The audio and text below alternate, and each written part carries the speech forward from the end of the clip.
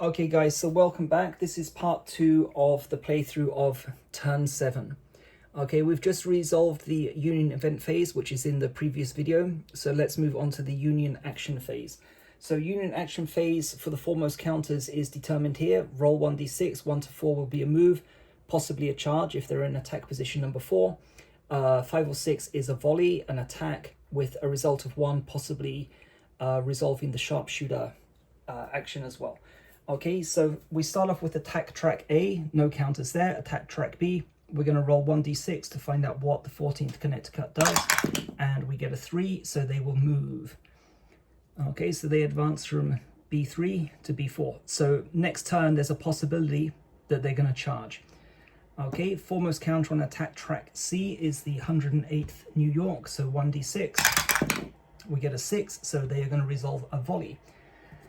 So let's go through the modifiers. No smoke modifier, no exposed modifier, but there is a -2 modifier for range. So the 14th New York only has a cohesion of 2, so -2 is 0, so the volley would be ineffective. So we skip past 108th New York. 5th Maryland, so 1d6, and we get a 3.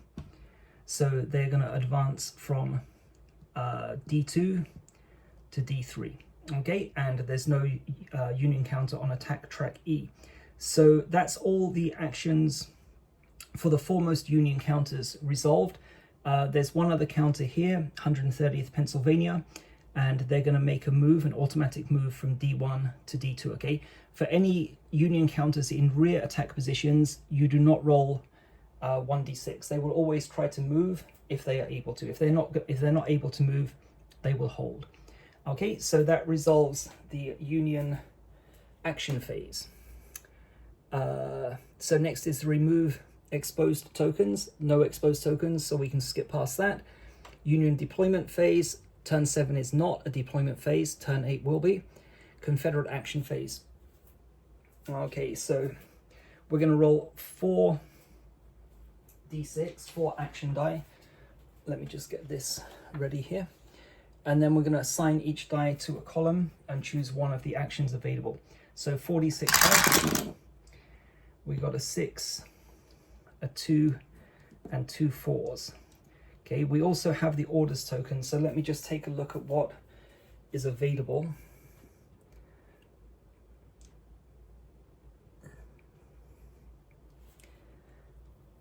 Okay, we really want to do something about the 14th Connecticut, but the 2nd New York, North Carolina is going to need to reload. So we need a reload action.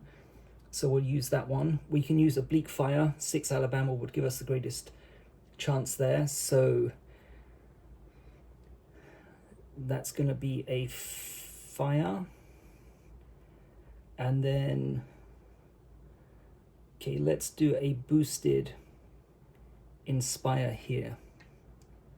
A boosted action for the 14th North Carolina. Okay, so boosted action, assign 2 Confederate action die to the same action. They do not have to be in the same column. So you could choose inspire here and inspire here, for example. They just happen to be 2 4s. So boosted action gives a +1 bonus to cohesion. So let's go ahead and resolve that one now. So base cohesion is 3 modified by +1 for the boosted action. So 1 to 4 will increase the cohesion from 3 to 4. 5 to 6 will be a fail. Just put that into position.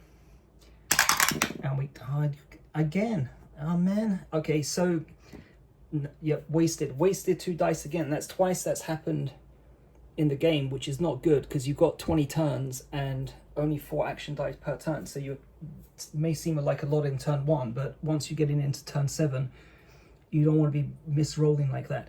So the cohesion of 14th North Carolina stays at 3.